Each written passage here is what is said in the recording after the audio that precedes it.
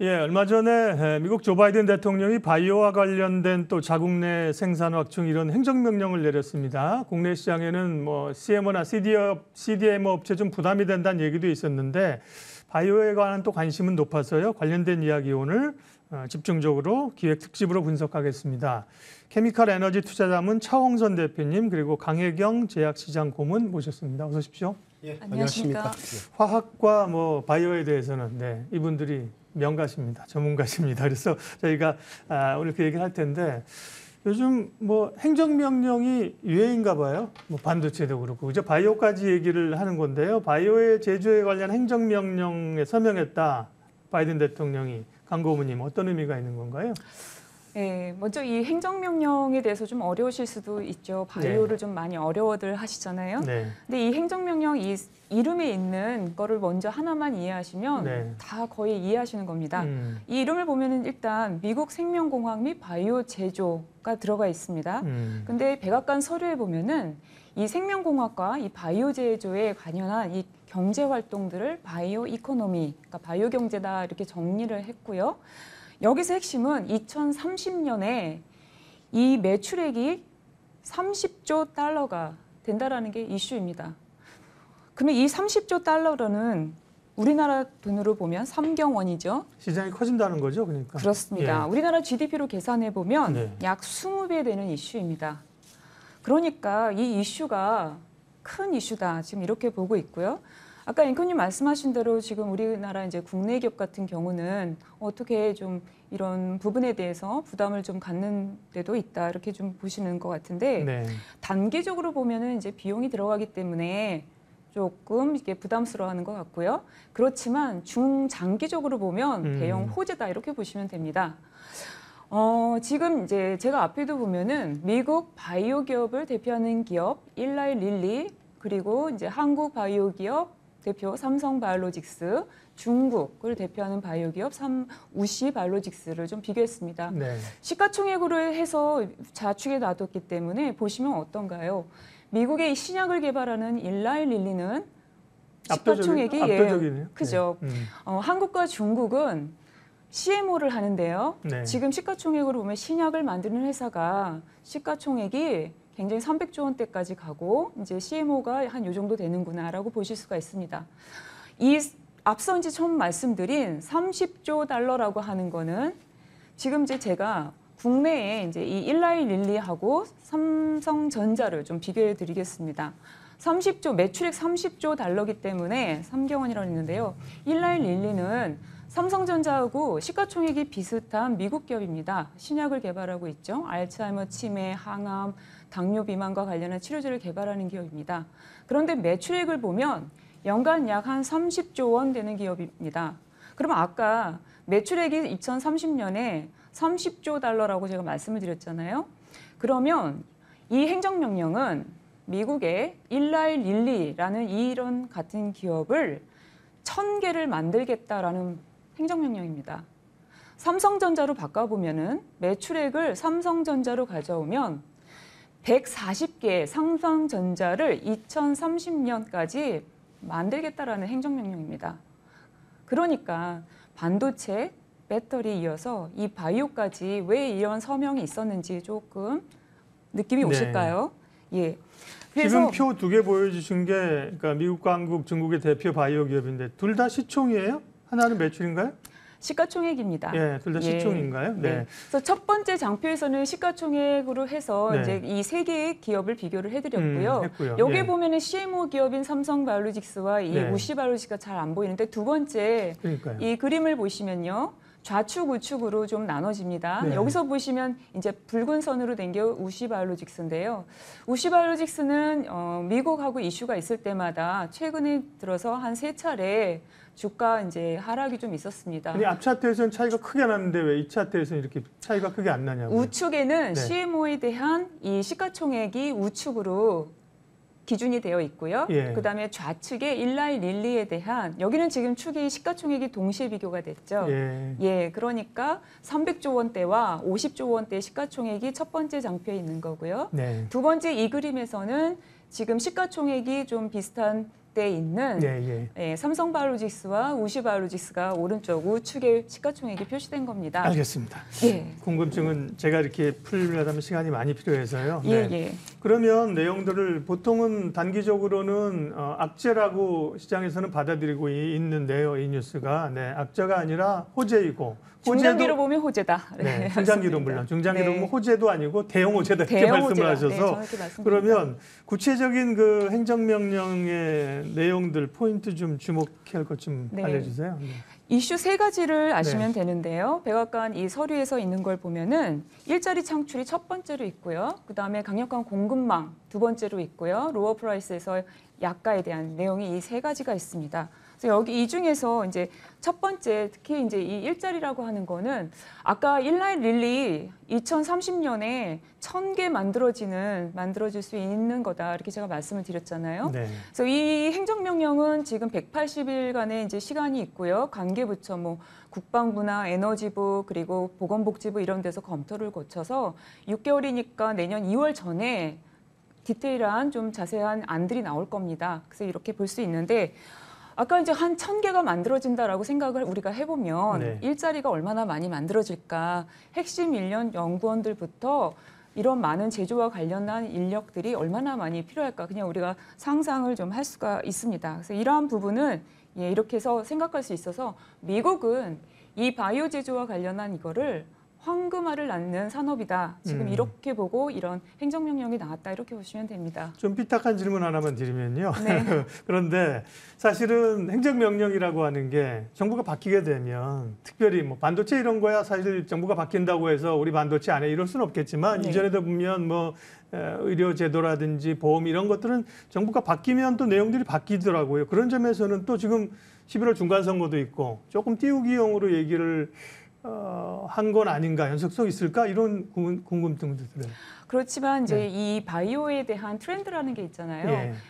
바이오라고 하는 거는 이제 그냥 단순히 뭐 의약품, 항체 의약품만 만드는 것뿐만이 아니라 이 분야에서도 지금 이 바이오를 정의하는 거는 신약을 개발하고 그다음에 에너지가 들어와 있습니다. 우리가 화석연료를 대체할 수 있는 이 에너지들에 대한 내용도 있고요. 농업까지 다 포함된 내용이기 때문에 이거는 국가 전략으로 길게 가져가겠다라는 전략입니다. 그래서 이거는 지금 뭐 아까 삐딱한 질문이라고 하셨는데 선거형이라기보다는 이거는 산업의 트렌드하고도 맞기 때문에 이쪽으로 갈 것이다 이렇게 보시는 것이 좀 맞다 이렇게 좀 보고 있습니다. 네, 바이오는 우리가 알고 있는 제약, 신약뿐만 아니라 에너지, 화학, 농업 뭐 이런 부분을 다 화학, 포함하고 농업 이런 거 관련 제조까지입니다. 에너지하고는 뭐가 관련이 있을까 궁금한데요. 에너지를 우리가 다른 분야로 대체할 수가 있죠. 예전에 이제 그 화석연료로 우리가 석유, 뭐 천연가스 여러 가지 이런 거 지금 사용하는 것들을 예를 들면 다른 미생물을 이용한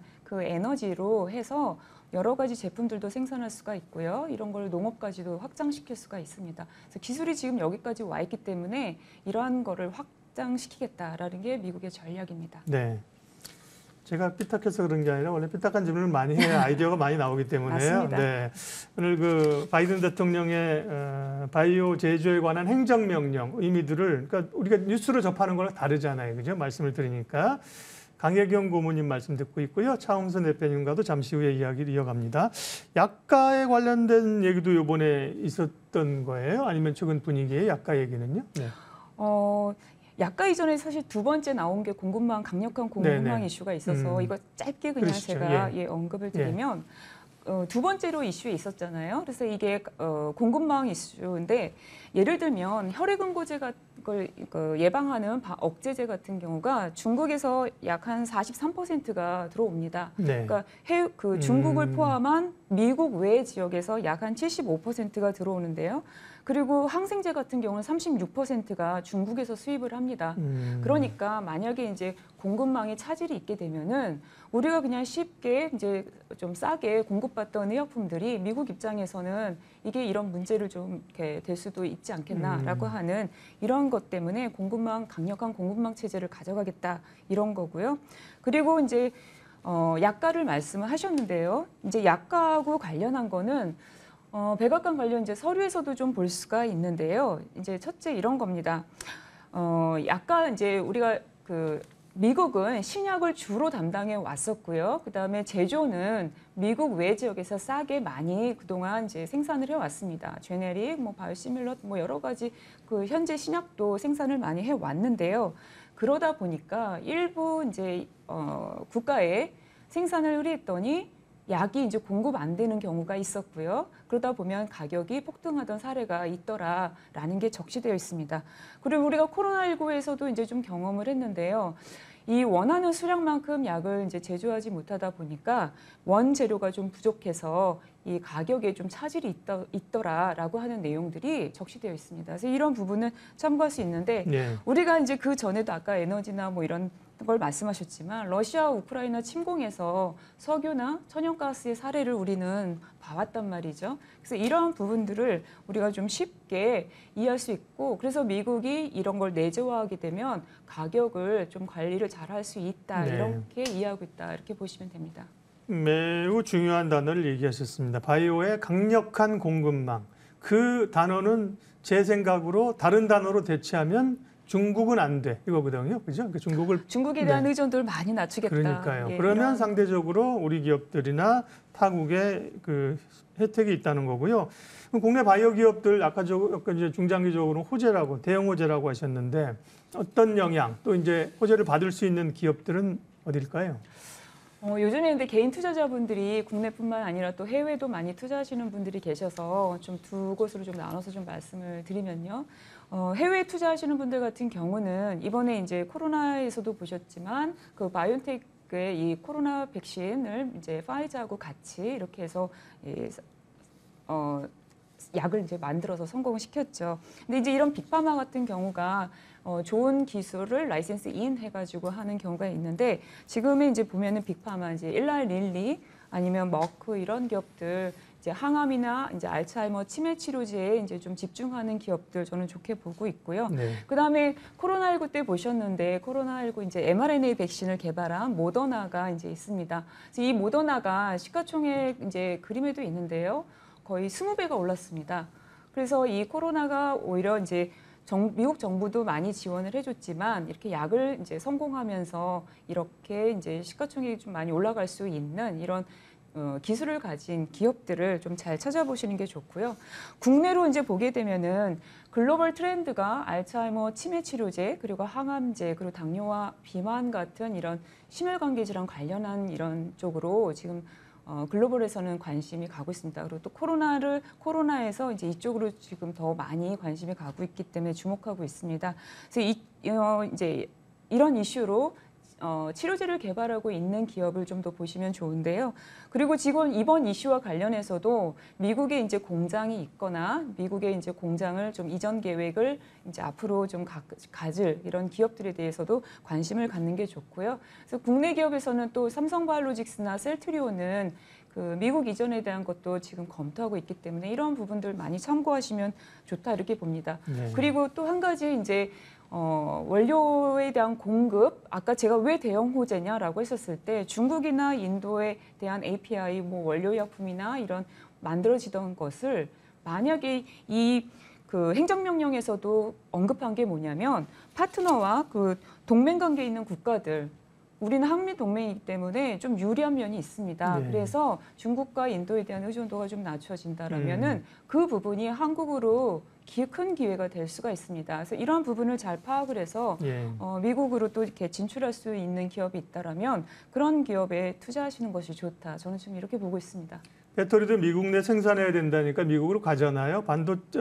바이오도 그렇게 돼야 된다고 하면 삼성이 가겠죠. 네, 그죠. 근데 이제 가더라도 이제 공장 짓고 무슨 인가 받고 이러려면 시간이 상당 부분 걸리는 바이오의 특성 때문에 단기적으로 그렇게 영향을 미치지 않을 거라고 저희가 또 다른 시간에 제약 담당 업종 하시는 분께 들었고요. 차 대표님과는 이제 조금 더 확장된 이야기를 해보면요. 그 지금 조금 전에는 강 고문님하고는 이제 행정명령 얘기했는데 전체적인 코로나 환경과 관련된 얘기들은 어떻게 되는 거예요? 바이든 대통령은 뭐 코로나 자체 종식을 뭐 자체적으로 선언해 버린 상황이고 중국은 지금 제로 코로나인데 그런 변화가 좀 중국도 있을까요? 앞으로 다른? 제가 볼 때는 시장에서 지금 이제 고물가 때문에 신경을 쓰는데 그렇죠. 고물가 원인이 러시아인의 석유와 천연가스가 올랐다 이렇게 예. 보시지 않습니까? 근데 두 번째는 의외로 보면은 중국이 가동률을 제가 보면 한국의 업종을 역산해 보면 한 5% 정도는 가동률을 못 올린 것 같아요. 이게 제로 코로나 정책 때문에 네. 그래서 고물가로 갔다 이렇게 보여지는데 첫째 결론적으로 말씀드리면 10월 16일 자 다음 달입니다. 얼마 남지도 않았습니다. 중국 당대를 주목해야 된다 이렇게 보고 있습니다. 네. 지금까지는 제로 코로나였어요. 왜 그러냐면은 올해 들어오면서부터 오미크론이 터졌는데 오미크론은 과거에 델타 관련된 사백신으로는 이렇게 방어가 약하다는 게 중국 정부의 판단이었다고 보여집니다. 그래서 제로 코로나하고 봉쇄하고 이렇게 들어갔는데 10월 16일 이후에는 제로 코로나가 제가 볼 때는 거의 완전히 풀릴 것 같아요. 미국처럼, 한국처럼. 그 근거는 이렇습니다. 첫 번째는 뭐냐면 중국 자체가 원래 보면은 델타 쪽 관련돼서는 특화된 사백신을 개발했거든요. 시노팜하고 시노백이 개발했는데 네. 시노팜하고 시노백이 그대로 투입되고 있습니다. 오미크론에 대해서. 그래서 지금 현재 개발 속도가 한 6개월 정도 됐거든요. 그럼 지금 나올 때 됐다. 그래서 제가 볼 때는 당대회를 끝나고 나서 접종이 실시되면서 제가 볼 때는 중국이 확 풀릴 거라 보고 있고 두 번째는 미국 모더나입니다.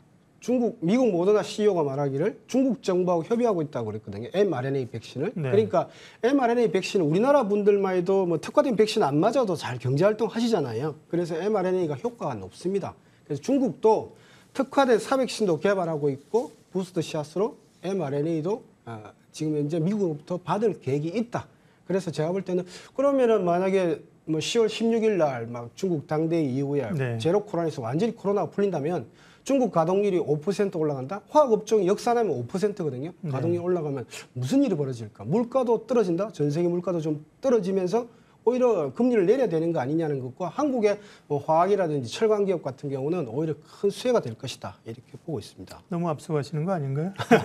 아닙니다. 제가 보니까 우리가 네. 코로나만 추격해서 네. 여러 가지 분석을 해보면 한 3년이 넘었거든요. 네. 그런데 중국은 오미크론에 대한 특화된 사백신을 지금 거의 준비 다 완료했다. 이렇게 변화가 있을 수 있다는 얘기인데 그럼 국내 백신이나 혹시 진단키트 이런 쪽 가지고 계신 분들의 전략은 어떻게 가져갈까요? 바이오 쪽에서 한 1분 이내로 좀 정리해 주십시오. 제가 아까 우리 강고모님하고 연속해서 말씀을 네. 드리면은 제가 볼 때는 지금은 이제 포스트 코로나를 준비하셔야 될 것 같아요. 포스트 코로나를 준비하시고 두 번째 미국 행정명령을 준비하셔야 될 것 같아요. 네. 미국이 요구하는 거는 그런 겁니다.